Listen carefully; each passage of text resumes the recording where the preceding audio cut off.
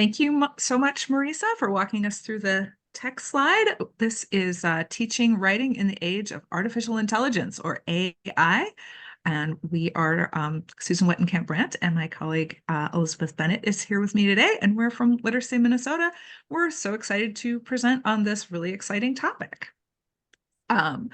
I am the Senior Manager for Educational Technology and Digital Literacy at Literacy Minnesota, and my email address is there, and you're always welcome to reach out to me if you have questions about technology in the classroom or distance learning issues.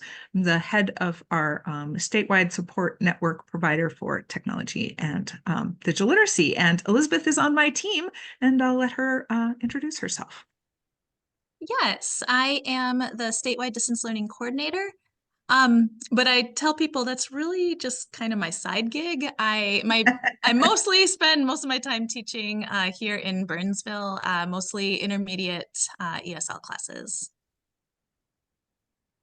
All right, so our agenda for today is we're going to start with a warm-up activity on Mentimeter, which you might be familiar with if you came to the keynote earlier today.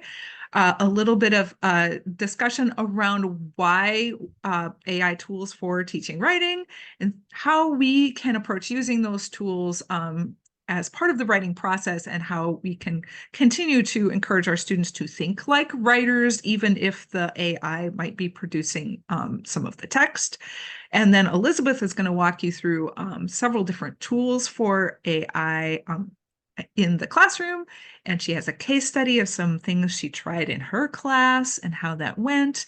And then we have a breakout rooms activity, hands-on, where you can try an AI tool, and we have some suggestions of things you might try, although you will also have the opportunity to try something else if you have a brilliant idea of your own.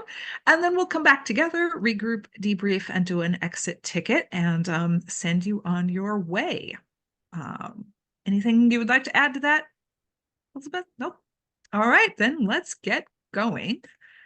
Our objectives for the session are that you will be able to articulate a basic framework for the responsible use of artificial intelligence tools with adult learners, identify several free tools, and I want to emphasize free because I know we are all a little cash strapped, and oftentimes teachers end up buying things out of their own pocket. So these are tools that you won't have to do that for.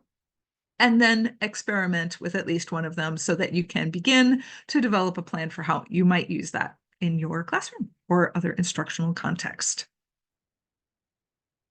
And if at any times you have questions, feel free to put them in the chat. Elizabeth and I will be minding the chat for each other when the other is presenting. So we'll try and keep up with that as we go along. So we're going to start with a warm-up, which is going to be on Mentimeter. So I'm going to switch over to that just a second here. And let's see, where have I got it? Here we go. Sorry. Sometimes flipping between things and the Zoom toolbar is hiding what you want to share is tricky. All right, there we go. Can you see the Mentimeter on your screen now? Yes. You looking good? All right. So this is a scales activity, and you can rate how you feel. You agree or disagree on these various statements, and you can see they're already starting to come in, and you can see how the group as a whole feels about these various statements around artificial intelligence. If you have any trouble joining the Menti, let us know, and we'll get you steered in the right direction.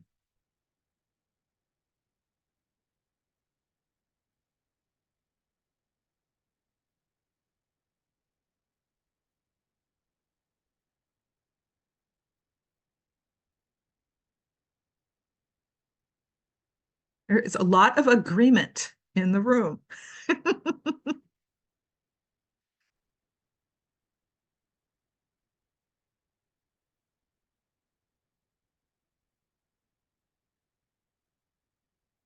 And we'll be coming back to thinking about these again at the end of the session too, and wondering whether or not our opinions on these have changed by the end of the session.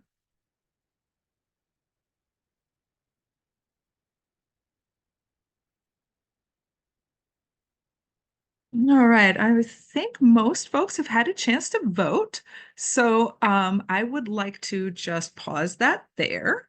You can keep Menti open on your device if you would like, because we will have one more Menti activity at the end of the session, and it's on the same link. So if you want to hold that open, you can do that. But for now, I'm going to close out of that and go back to my slide deck, which you should be able to see now. And the interesting thing about that exercise we just did is that it was asking you to think about both risks and challenges and also benefits. And I think this group is right on, because you are agreeing that there are both. And everybody who is sort of involved in integrating artificial intelligence into education at all levels, from elementary through higher education, sees that there really are both. And our challenge as educators is to understand the risks and the challenges so that we can plan to mitigate them. Things like plagiarism and academic dishonesty, or lack of privacy. What happens if students enter private information into tools, and is that then being sucked up into the tool and used in ways that may be harmful, or that the tools may be perpetuating biases. They are built on texts produced by humans. Humans have biases, and therefore the tools may have biases, right?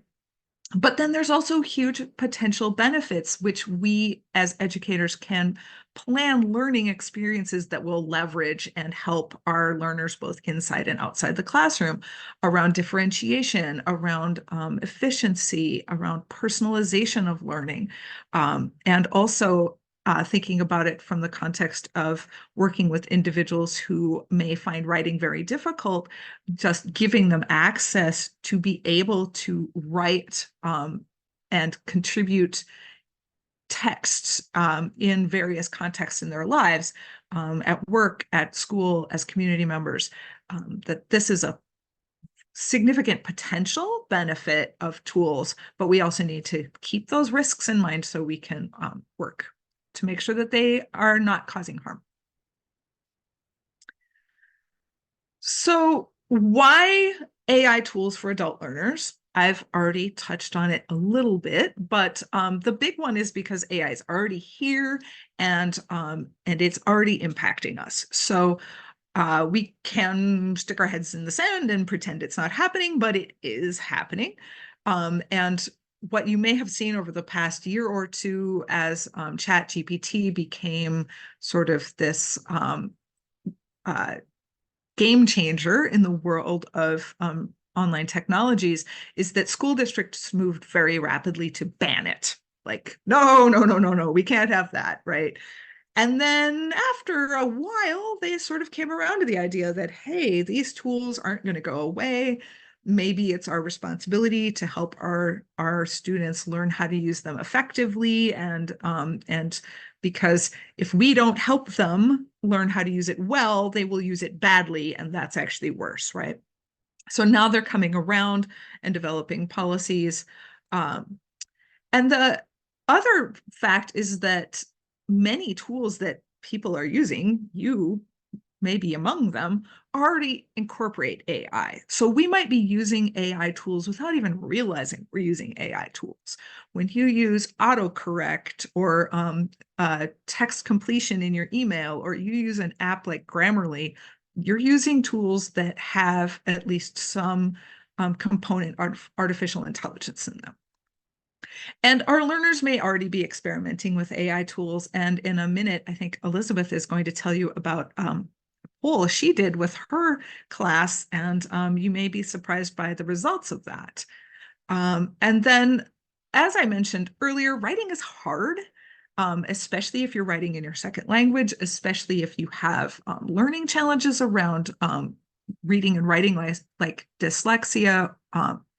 And so these tools can really help our learners outside the classroom. If you think about maybe there's a person in your classroom who has a professional degree in Turkey or Ukraine.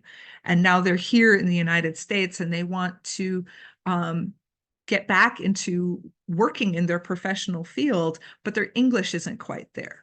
Well, maybe tools like AI can help them get their English up to the level that they want it to be for their professional work. So there are a lot of ways that we might be able to help folks utilize these tools outside the classroom. But kind of a warning, before experimenting with AI tools in your classroom, find out what your district's policy is. You don't want to start breaking the rules or having your students break the rules. So before going forward, a little warning, find out what the policy is. And I'm just going to pause there and find out from Elizabeth if there were any things in the chat that you would like to call out before we move ahead. Oh, all right. And I am going to let you talk about your poll you did with your students.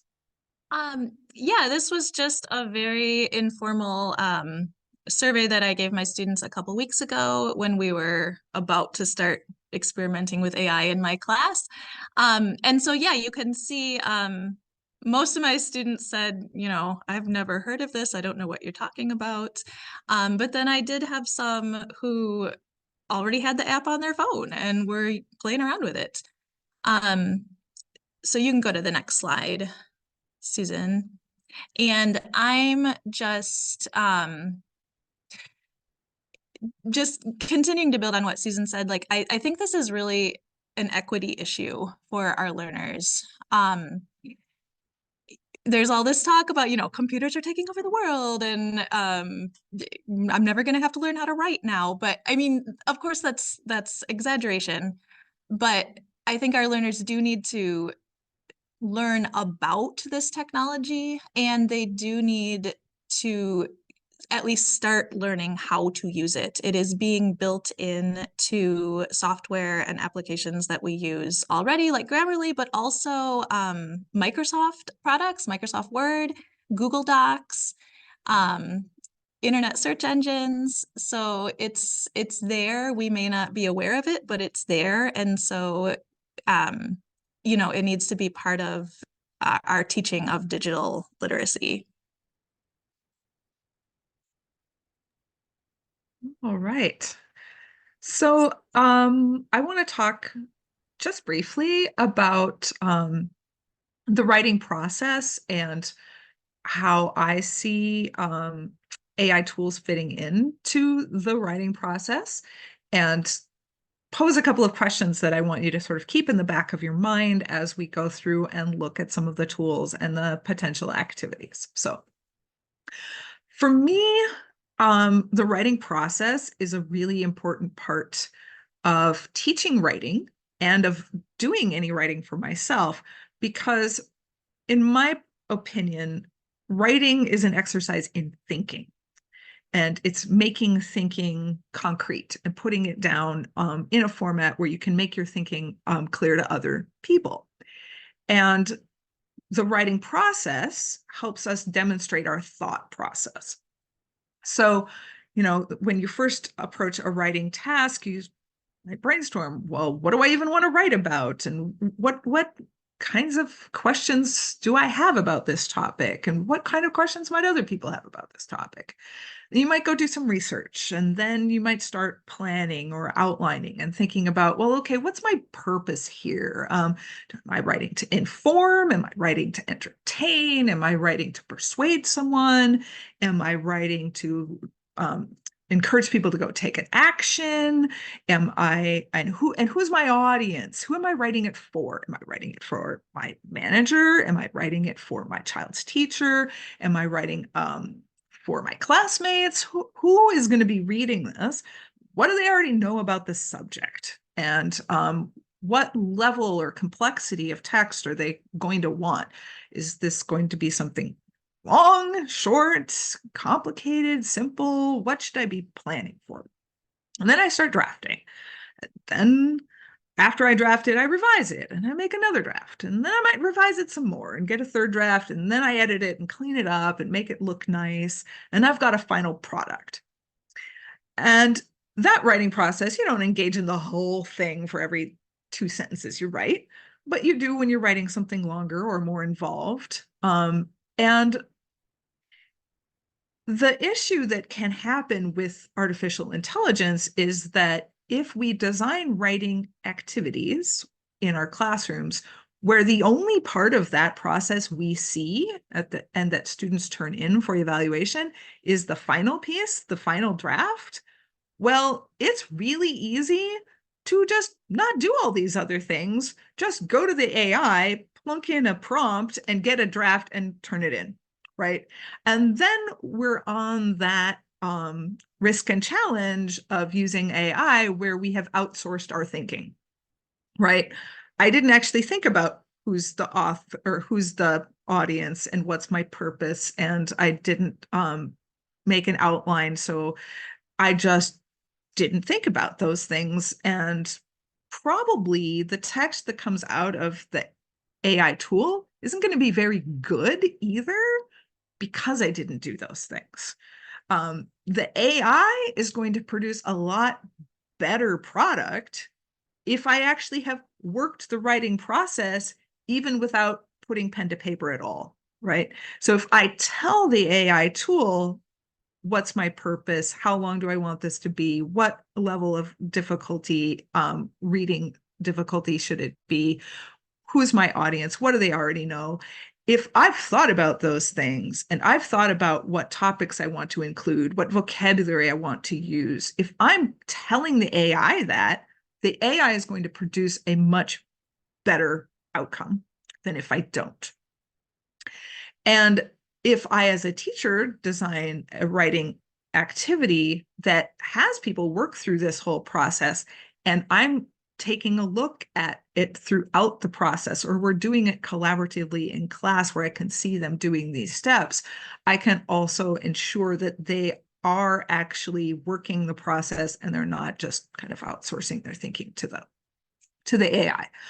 So things to think about in throughout the session is where along this process might a writer use AI tools and how, right? So how might you use an AI tool at the brainstorming stage? How might you use the AI tool at the editing stage, at the very end, right? So think about that as we look at examples and case study that Elizabeth's going to talk about. And then which steps would you want to see to evaluate your students' writing and their thinking as they work through their writing? And I do see some stuff popping up in the chat. Are there any questions or reflections happening in the chat, Elizabeth? No, we've just been chatting. There was a Khan Academy webinar yesterday about AI in English language arts, which I have not had a chance to view, but sounds like Christy and maybe some other people have. Oh, very cool. Yeah, Yeah. they have been very active, Khan Academy, in exploring the use of AI as a teaching tool. I haven't watched that particular webinar, but yeah, I know they're very active in that space. Mhm. All right, I am going to turn it over now to Elizabeth, who's going to walk you through some tools. Yes. So only three tools because there are a lot. We'll start with ChatGPT. Of course, that's probably the most well-known by far. This is a really general purpose chatbot. People use it for all sorts of things, mostly, I mean, in education and outside of education as well. You do have to create an account to use it with an email address. Your free accounts use GPT 3.5. And if you want to pay, it's $20 a month. You can get a plus account that gives you GPT-4 and some additional tools. I've heard conflicting opinions about which is better or if it even matters. I personally only have experience with the free version. If you want to go to the next slide, and then there's a couple transitions on this slide, just some things to know when you are using this platform that you might want to teach to your students. On ChatGPT and most of the other platforms too, there is an option where you can edit your original prompt. So if it's giving you all this output that is not helpful, maybe you want to just go back and make some changes to the prompt that you gave it. You can also refer back to previous threads or conversations. So that's the nice thing about creating an account and signing in, is that all of your conversations are saved for you to go back to later. And you can give it a thumbs up or thumbs down to give it some feedback. And most of these platforms, they have a little clipboard or a copy icon. So it makes it really easy to copy and paste into your Google Doc or Word document or whatever you're using. Another really good thing to know about in ChatGPT is that you can give it custom instructions. And that way it applies these instructions to every single conversation that you start with it. I played around with this a little bit, trying to get it to give me things that would be more at the level for my learners. I teach ESL 4, so low intermediate. So I wanted it to give me shorter sentences, use the active voice, so it would be more comprehensible to my learners. I eventually just ended up taking this out because I didn't really like the output that it was giving me. It was giving me a lot of incomplete sentences, leaving out articles, leaving out punctuation at the end of the sentence, giving me fragments and things that I just didn't really want my learners to be studying that as examples of good English. Hey, Yeah. Elizabeth, there is Yeah. a question in the chat about this. Rita asks, does it keep those prompts all the time, or do you need to add it every time? I think she's probably referring to the custom instructions. Yeah, so these custom instructions will apply to every new thread, every new conversation that you start. So if you didn't put this custom instructions in, you would have to put this information at the beginning of every new thread. So this just saves you a little time. I had heard from another teacher that she had had success with a learner at a lower reading level, telling ChatGPT to summarize a text for her, but only, use sentences of a certain length. So I tried it, but I personally, I didn't really like it that much, but it's always worth, I think, playing around with more. Maybe you'll find some custom instructions that work better for you in your context. All right. The next tool I want to talk about is Claude. Claude is really similar to ChatGPT. But it was created by separate people, I think, many of whom worked at ChatGPT or OpenAI at the company that makes ChatGPT, and then left because they didn't agree with some of the leadership decisions. But their whole thing is it's supposed to be constitutional AI. So it's supposed to be well, like they say, helpful, harmless, and honest. And interestingly, I have kind of found it to be more honest. Like when you ask it questions, if it doesn't know the answer, it will tell me. um, I'm sorry, I can't answer that. I am just a chat bot. I don't know that specific information.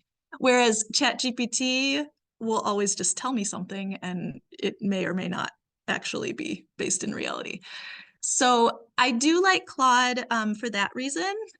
um, and I'll get to in my case study, but it was nice to have it as kind of a backup because my students were having trouble with creating accounts in ChatGPT.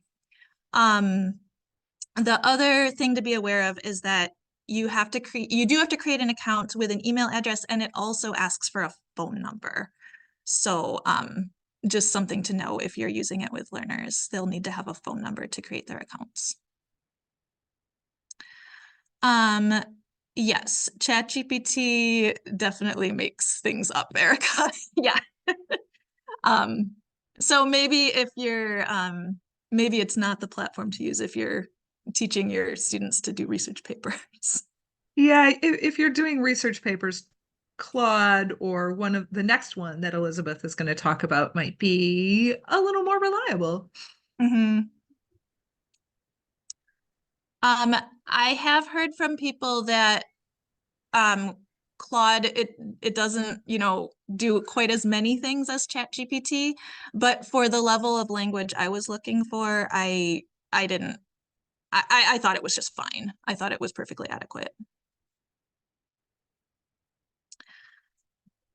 We can go to the next slide. Okay, and then the third tool I want to show you today is the Quizlet Essay Starter. So this is from that same website where you make all your flashcards for your students. I was actually not too impressed with this one. I was hoping for, I don't know, just something that would give me a little more support. I tried to go through it the way I thought a student would, and it didn't really give me a whole lot of support with, you can see like grammar and mechanics and things like that. It didn't really help me very much. But I think if you were teaching a higher level class where, you're teaching that 5-paragraph essay structure or something, maybe it's a good brainstorming tool for your students just to get started with an outline. And also maybe it's a good tool if you don't want to let your students just let AI write their entire essay, because this was as much as it gave me. It won't actually write the essay for you. It just gave me these bullet points based It's on what I called told it. essay starter, Yeah, right? Not yeah. essay writer. Right, right. Whereas I Um, think ChatGPT will just write you an essay if you ask it yes, to, right? yes, it will. Claude too. Mhm. Yes. So we can go ahead and continue. All right, and then, so I'm going to tell you about how I use this with my students. We can go to the next slide. So we're doing a unit on employment, and I try to start most units with a little survey asking my students, what is important to you around this topic? What do you want to learn about? And many of my students told me they wanted to learn about starting their own business. That was their employment goal, was to be their own employer. And of course, if you're going to start a business, you need a business plan. So I had found this template from the Small Business Administration, and I did a lot of scaffolding before, but even with all that scaffolding for students at this level, this is a really, really complex task. A lot of vocabulary, a lot of grammar knowledge that you need to do something like this. So I wanted to give them a tool to support them with this. They totally have the ability to think through these ideas. Some of them already own businesses, or they owned businesses in their home countries. They just need that support with the formal language and that tier 3 vocabulary. So I wanted to make this available to them as a tool. And then also I wanted to do some of that teaching just more generally about what AI is and how you can use it as a tool, not just for a writing assignment, but also for learning English, because I think it has a lot of good applications beyond just creating a writing assignment. So if we go to the next slide, I started out with just kind of teaching about, I did that survey. Most of my learners didn't even know what on earth this was. So we needed to learn just kind of generally about AI. What is this? And I found Common Sense Education has a really nice collection of lessons for teachers that are already put together. They have little videos, they have slides, they have handouts. Like, it's a really great resource. And so we watched one of the videos and just kind of talked about, like, what is this? Why might you want to use it? When would you want to be careful about using it? I really liked the first introductory video kind of explaining what AI is, and it compared it to training a dog, but not a real dog. It's just a robot dog, okay? So trying to, like, I don't want my learners to be intimidated and think that, this tool is always going to give them output that is better than anything they could ever create, because that's not true, right? It doesn't have a brain. We use words like intelligence and conversation and talking and chat with it, but it's not a human. It doesn't have a brain. You do. So you can use it as a tool, but don't be scared of it, and don't always assume that it's right, because it's not. We talked about how it gets all of its information from the internet. And there are a lot of things on the internet that are wonderful and very helpful. And there are also a lot of things on the internet that are completely horrible. So you always have to use your human brain whenever you're working with it. We can keep going to the next slide. So after we kind of had that foundation of like, what is this? What are we gonna be doing with it? I made this handout, and I tried to have them all create their own accounts on ChatGPT. And my learners, at level 4, they really struggle with a lot of their logins, like remembering usernames and passwords and getting them confused for the various platforms. So I just told my learners, like, use your school email address and use this password because it has the right number of characters and letters and numbers, and it'll work. So we all just used, yes, logins are always a challenge. And then I gave them, ChatGPT gives you that screenshot about, kind of a warning for when you're using it. And we talked through all of that to be sure, learners should not be putting like really personal, confidential information into it. And of course, check your facts, because it might just make stuff up. And then I gave them some sample prompts that they could play around with for learning vocabulary, and then some sample prompts for writing. Okay. And then we can keep going. So the problem was we were all using our Chromebooks in the classroom, trying to create our accounts. And I think maybe 1 or 2 learners were actually able to create an account, and then everybody else got this error message. And I don't think it was because of our school having blocked ChatGPT, because I can use it with my own school accounts. I think it was more on ChatGPT's end. They thought, there's too many people trying to create multiple accounts from this same IP address or something. So maybe if you're going to try this with your class, try to have the learners create their accounts outside of class when they're at home or at another location, or maybe try to have them create their accounts one at a time, maybe with a volunteer, or maybe have them use the app on their phone, so they're using their data connection instead of the school's Wi-Fi. I'm not sure, but you can play around with it. Just be aware, this is what happened to me.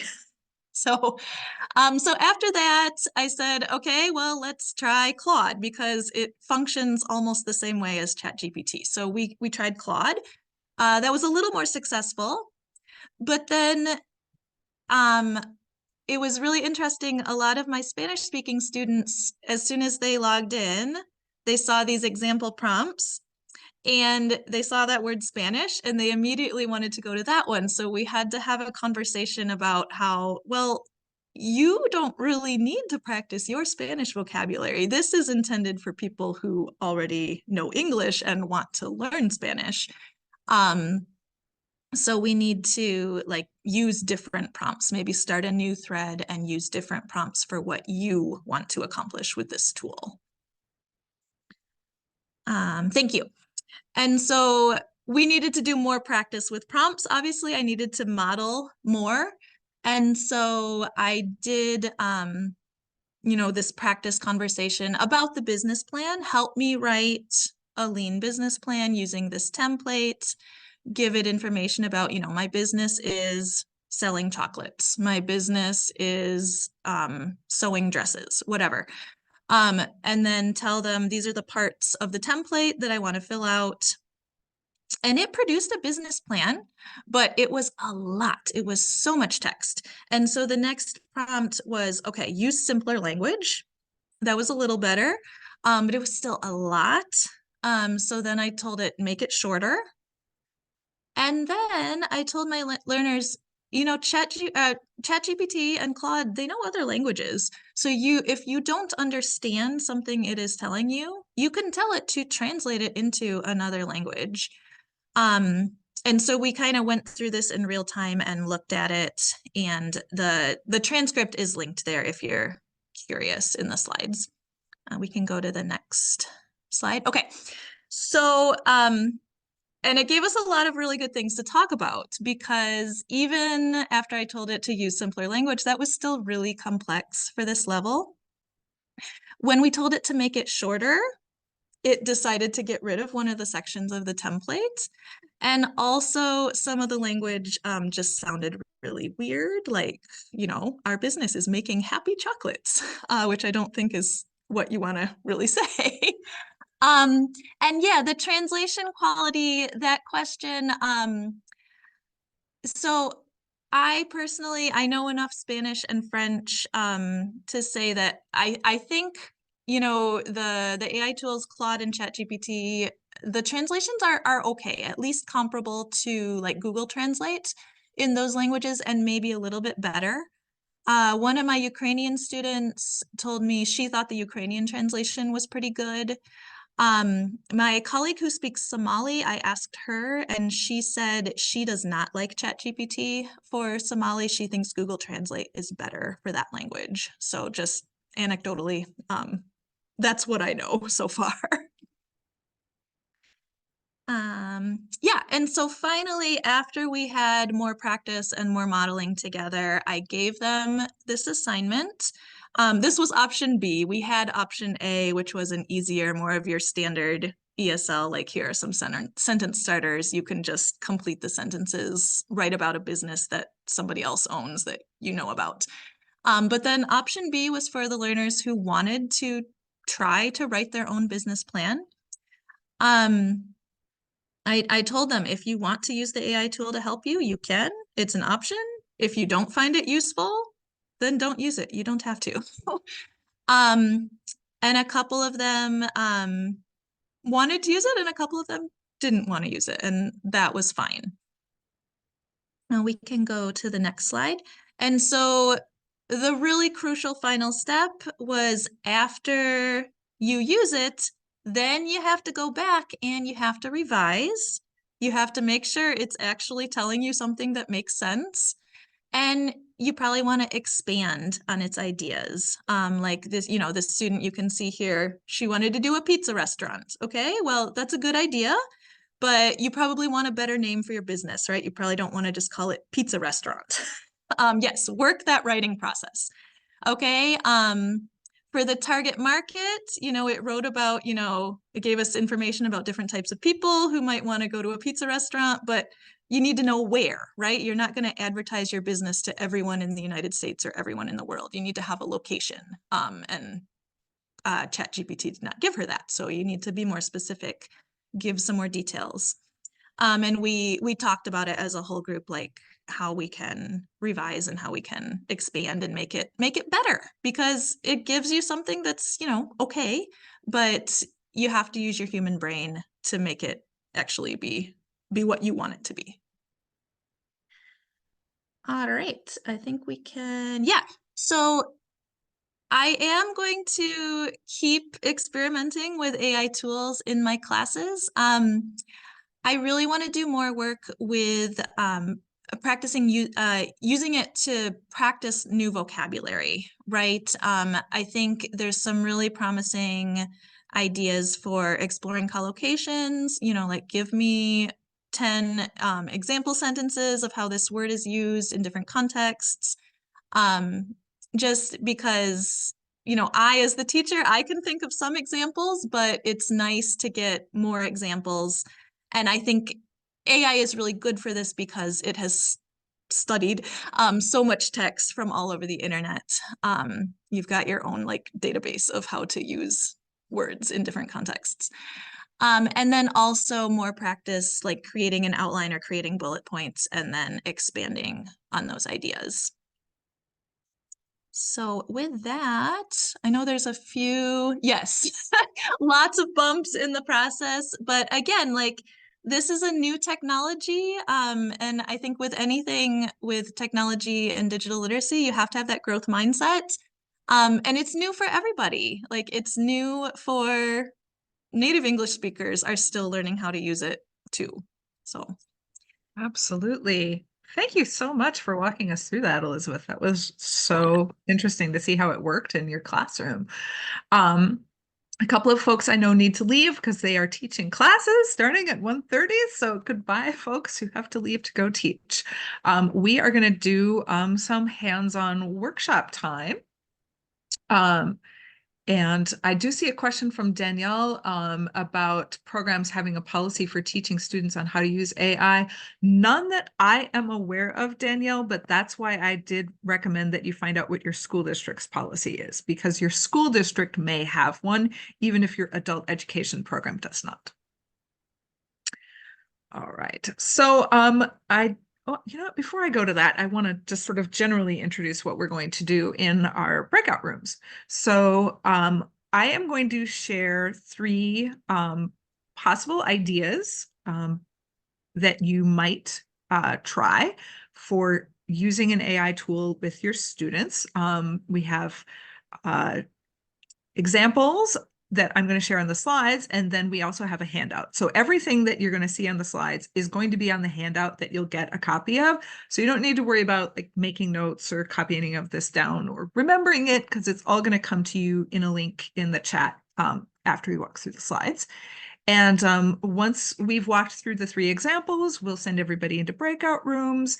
We're going to turn on the screen sharing ability for everybody in the session, so that if you decide as a group that you just want to do one together and one person wants to bring it up and screen share it, you can do that. Or if you would rather each of you work individually and then just have some group discussion about how it worked, you can do it that way too. Bye, Denise. All right, so the first example is using an AI tool as a conversation partner, but conversation that's in text, right? So kind of think about like having a pen pal, except it's in real time. And so I went to Claude and I told Claude, hey, I'm an English teacher. I work with adults who are learning English, and I want them to practice their English with you. Is that something you can help with? And you can see I got some suggestions of things that Claude says, yeah, I can help with that. And then I said, hey, let's practice a sample conversation. So I put in some text that a student might write, and you can see the text that comes back is pretty extensive for maybe the language level that my student was writing at. But it does engage with what the learner writes. So you can see I said, hey, I have a restaurant. And Claude assumed the restaurant was in Ecuador. And then I said, no, the restaurant's here in Minneapolis, right? And so then it actually apologized for that, right? Oh, I got it wrong. So it is very conversational. These are chat bots, and they are designed to produce text that feels like talking with a person. And so this is an exercise you might try having your students do. And if you do try this one, just like I did as an example, here are some things to think about, maybe asking it to adjust its language level or the length of the text output. What happens if you do that?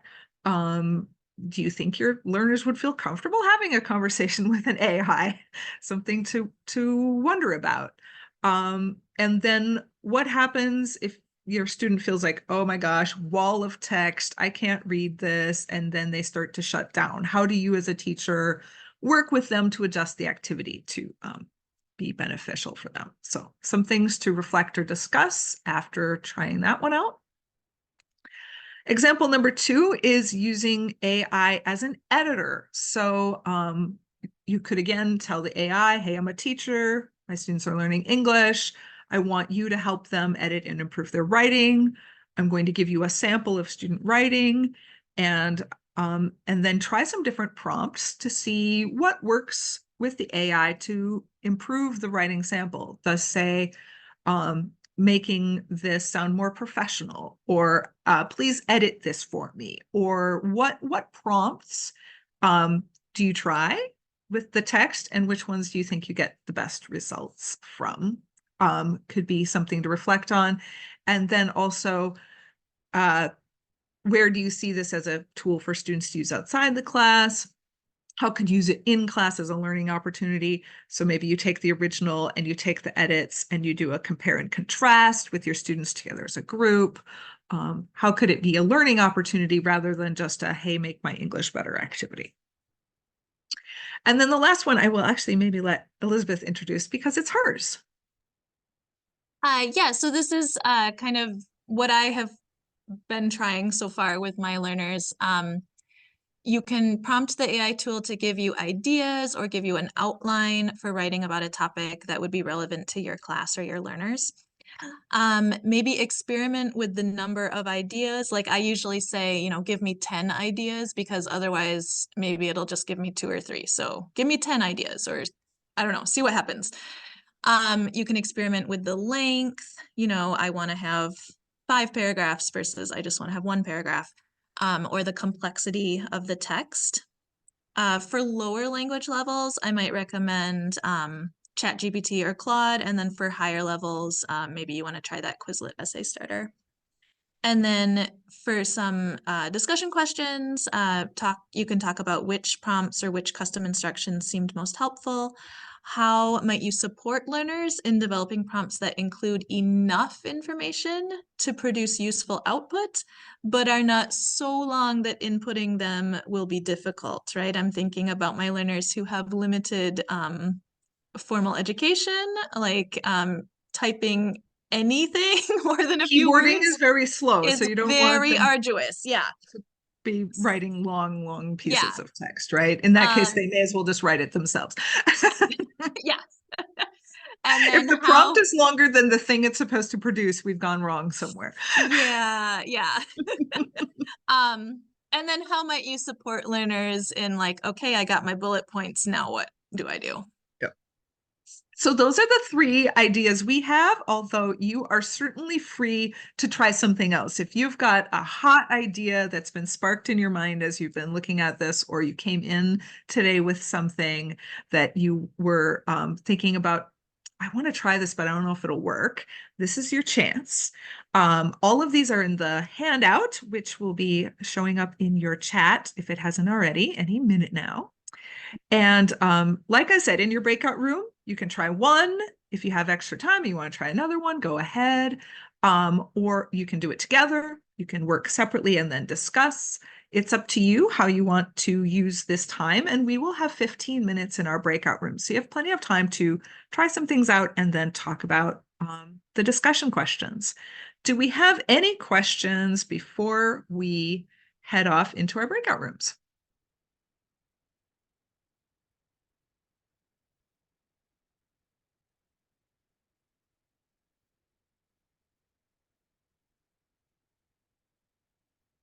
I'm not seeing or hearing any questions, so I think we are ready to go. Tech hosts, are we ready to send everybody to breakout rooms? Yep, I'm going to send them right now. And then also just a reminder that when it goes to that 1-minute countdown, don't feel that you have to come back to the room. It will knock you back. It will bring everyone back at the same time. So just finish your conversations and stay until you're brought back into the main room. Okay, and I'll open them right now.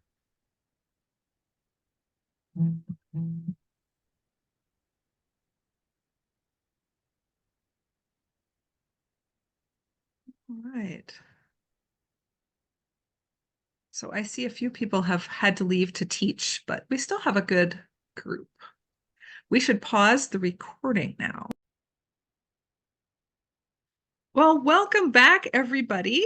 We'll take a few minutes just to debrief how the breakout rooms went, and then we have some resources to share with you, and we'll finish with an exit ticket exercise on Mentimeter.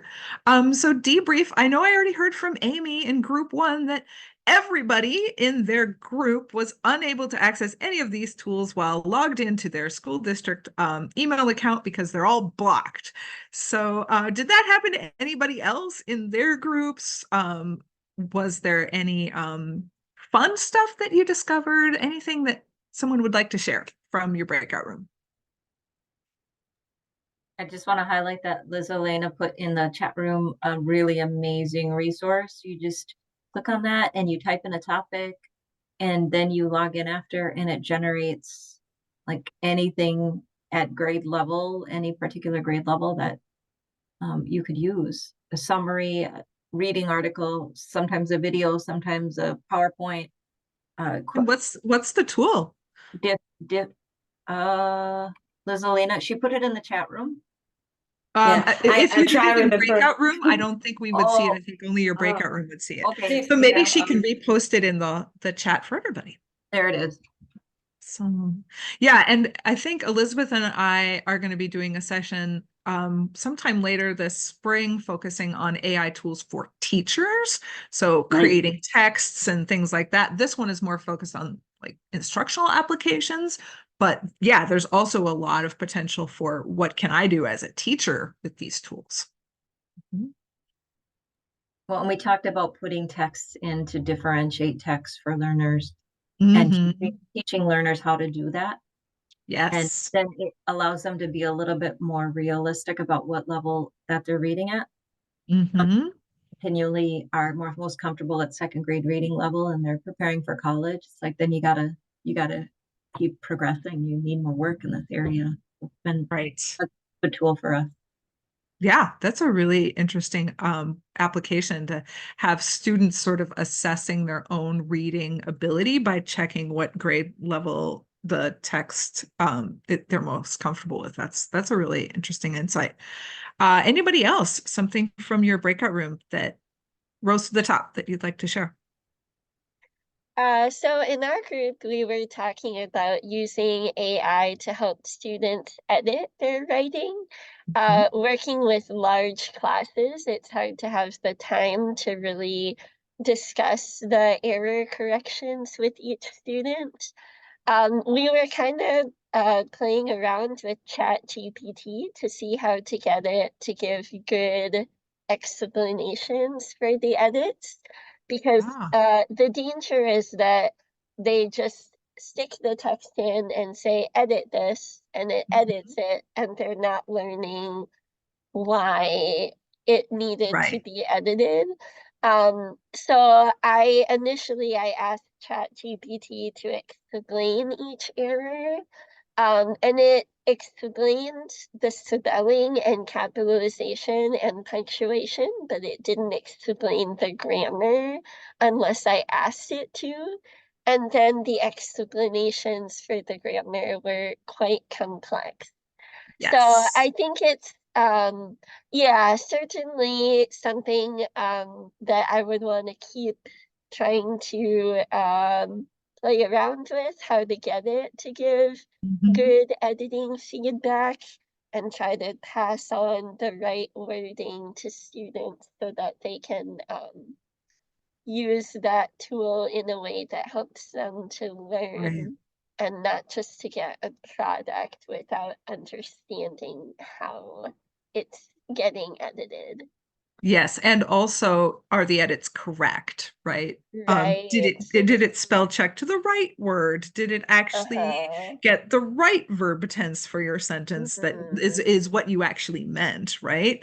And that I think is maybe where at least as a classroom you might take a couple of examples and kind of workshop them together so that maybe you Mhm. could have that be a learning exercise. But yeah, if you have a big class, you certainly can't do everybody's, right? So they're going to need to be able to do that independently. Mhm. Great. All right. I think we don't have time for any more because we've got we want to do our exit ticket.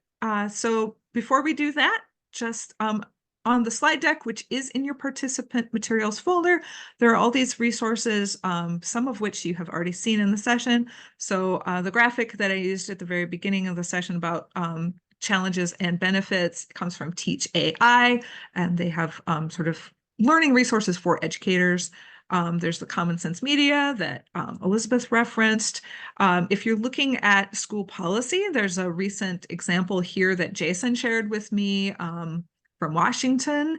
And so maybe if you're in one of those districts where you can't access anything because it's all blocked, maybe bring this to them and say, hey, let's have a conversation about how we could have a better policy. The Federal Office of Educational Technology has a report on AI also that might be helpful in that conversation. And then Elizabeth has shared 7 ways to use ChatGPT to learn a language as an example too. So I am going to pause this here and get our Mentimeter up. And then we'll do our last little exit ticket. Come on, move to the next one here. Too many Zoom controls over the top of my exercise. Here we go. All right, everybody should be able to see that now. Let me know if you can't. And this is just an open-ended question. And if you are in the Menti from before, or if you click the link that Marisa is going to share with you, it's an open text box. You can just share, have your opinions on AI changed? If so, how? And what are you taking away from today?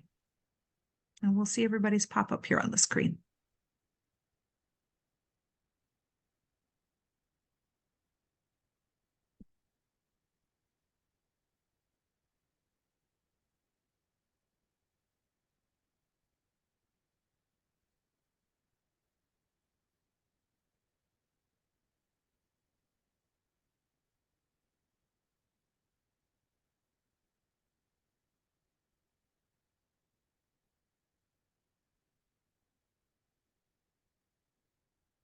So some folks are already using it, got more ideas, want to keep trying it and reinforce that they're on the right path, which is great. Some folks who were not aware of the possibilities and now want to get started or have a lot to learn. Lots of excitement.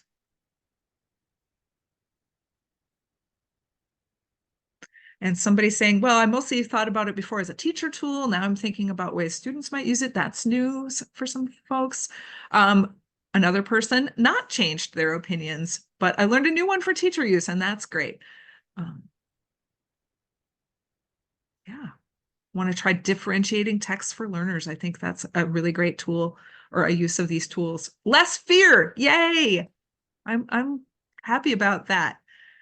Demystifying things, making them less scary is a good outcome for this session.